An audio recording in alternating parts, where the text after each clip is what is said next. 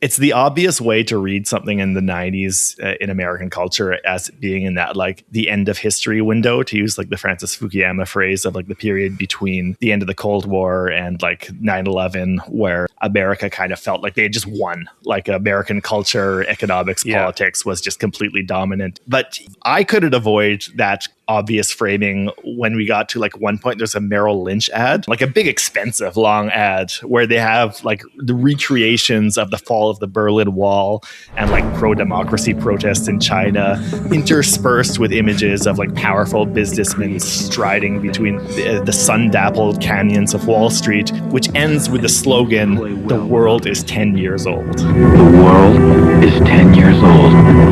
And like, how could that you not be more like on the nose, like end of history? And I feel like that kind of cockiness and brashness that was a part of American culture at the time feels like it really goes hand in glove with Hollywood's cultural cockiness that we see in these Oscars.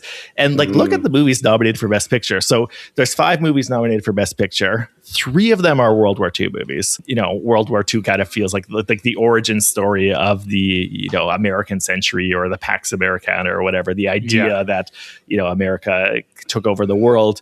2 of them are about American soldiers, heroic American soldiers. Thin Red Line, it's maybe debatable how heroic they are, but you have the Thin Red Line and you have Saving Private Ryan. Also, Life is Beautiful, which is different. It's a Holocaust movie, but that also has the kind of pseudo ahistorical ending where the American soldiers like save the day or free the Auschwitz-like camp, even though, you know, real Auschwitz was liberated by the Soviet Red Army. So the 3 World War II movies and 2 Elizabethan dramas. So 2 movies about the golden age of a global superpower, the Elizabethan England. So that feels like there's kind of these echoes of like both the origin and the comparison point for like, we live in a golden age. And I feel like just having 3 World War II movies and 2 Elizabethan movies also kind of just fits that mold of this kind of sort of brazen, unapologetic, very self-assured American culture that is being reflected through the ceremony.